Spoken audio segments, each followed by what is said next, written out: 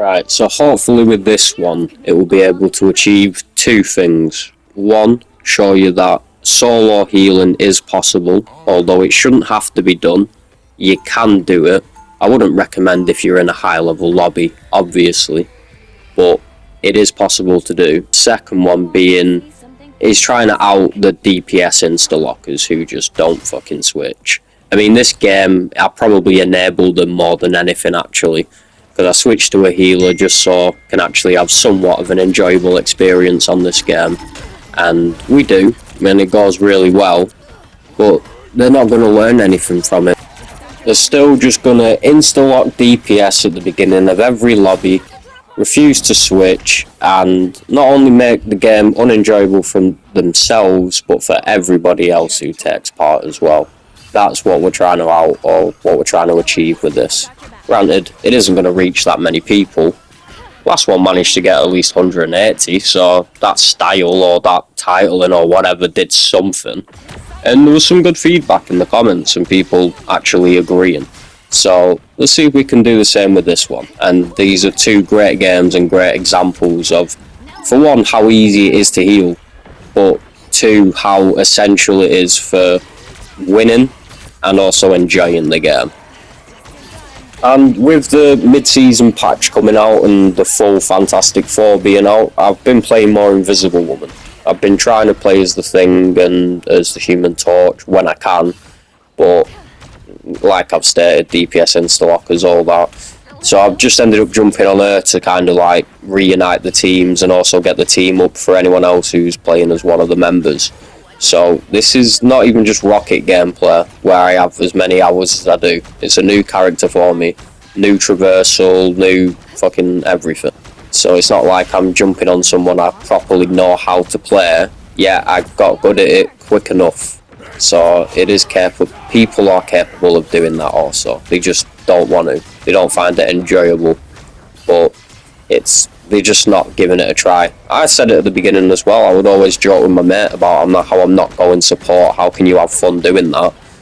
And now it's the only thing I play because of how essential it is to enjoying the game. I mean, these are quick match, so you don't need your ultimate comps. You don't need 2-2-2. I get that. I'm not asking for that. But if these players want to get good at this game, and as I keep repeating, want to enjoy the game, they're going to have to learn other characters. I mean, what's playing in the background is just quick play. It's not a high-level comp game or anything like that. So maybe that's why I stay alive, because the players weren't good enough, whatever. There could be a lot of factors into that.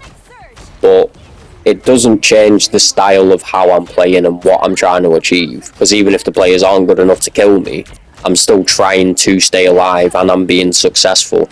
And even in parts I've talked over, like this is playing throughout the entire time. There have been instances, the Wolverine nearly killed me before. I was on like 17 health, went invisible, managed to regain health. And when I'm going invisible, I should be standing in these shields. And in some of these games, that's not what I'm doing. So even in this game, I'm saying is a good example of healing and solo healing at that. I'm still making mistakes. I'm not the perfect player. I'm not a professional. This is not a tutorial in that sense. This is a tutorial for the casual player, for again enjoying the game and also winning. If you want to start playing in comp and want to start moving up the ranks properly, you're going to come across other players who really don't switch, and maybe they need to see a video like this to prove that switching sometimes is necessary. And you might find you're actually good at being a healer as well. I think that's a key element people don't realise. And people also don't realise the value that it brings with being a good healer. You are probably the most pivotal part of the team. I mean, your literal role is to keep people alive. The one thing people say, the one stat that matters in this game is your deaths. So if you have teammates that can keep you alive, if you are the teammate that is keeping people alive, you are playing the most pivotal role in that team. But it is still a team game, so every other character is still useful in their own right. The Venom with the lots of health to dive on the team, being able to get in and out with his mobility, he is also playing a pivotal role as well. But the one fact within this game right now is that none of it happens if I don't play the healer role. if I had kept as the group or gone to a DPS myself or whatever, we would have no healer in this game, or at least not at the start of this game. Someone might have switched midway through, whatever, but at that point you're giving away too much and you could just end up losing the game anyway. That's not enjoyable, and is also not you winning. So without me in this team now, it does not happen. Everyone else played their role great, whatever, but they were only able to do that from me constantly stacking up their health. And DPS insta lockers are not useful here. They even had 2 healers on their team and I outdid them. If that isn't just proof of how essential a healer is, I don't know what else can be. But here's another game where it will be shown. Thankfully we have a second healer in this one, so it isn't too bad. The comp isn't too bad either. So this should be a more balanced example of how the game should be played. The last one is hit and miss. If the other team was better, maybe me solo healing wouldn't have done well. I don't know. We've been over that. But in this one, it's the right comp, near enough. You know, Mr. Fantastic is basically a pseudo tank, but there's a second healer. So this is a better example. It's a better example because when it is a 2-2-2 format, everyone has to do their roles in order for it to work. So obviously we need to keep heals on everybody, pivotal role. But the tanks need to be attacking at the front line, the damage needs to be, you know, killing the squishy heroes, so to speak. Because otherwise they're going to then attack us and we're going to end up dying. And then if we die, we can't give heals to everyone else. And then at that point you could have staggered respawns and then the whole game goes on its ass. So but in the last game, when you have, what would it have been, 4 DPS, 1 tank, 1 healer, all of it doesn't work if I ain't giving heals to everybody. Everyone had to keep jumping back, come to me, because I was the only one who could heal. Whereas in this instance, everyone is able to just do their roles and trust that they are going to be getting healed. You know, Hawkeye's just staying there, keeping his ball ready, Cap's jumping at the front line, all of that. It's all working perfectly as a cohesive unit. Whereas when that format isn't worked, it's completely down to your healer to keep everyone alive, or the whole thing falls apart. Like here, I mean, even here, Squirrel Girl ult, I put my ult up so everyone stays alive. It's a great example of healing there. Not a hard mechanic to pull off. And in this game, there is actually a couple of deaths to go along with it as well. And instances where, again, I could have been doing better to keep myself alive. All of that, because as I keep saying, I'm not a professional. Just someone who wants to simply enjoy the game, and DPS insta-lockers make that impossible.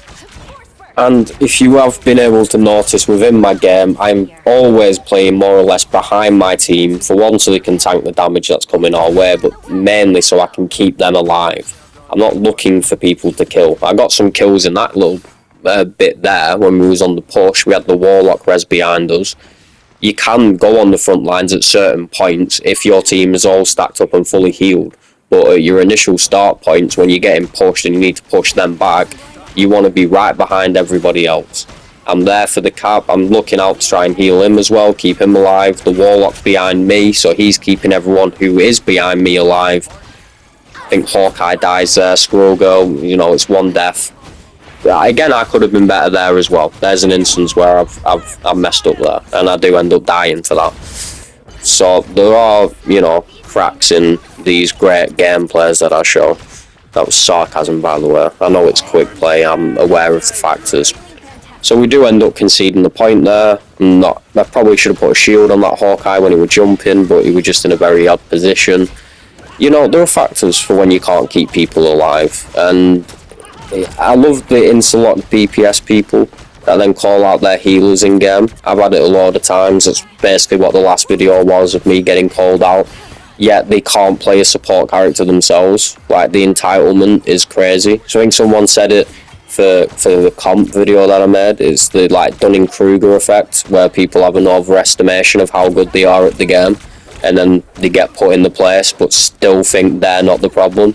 I feel like in response, we should all, anyone who plays like support characters, there should just be like a boycott.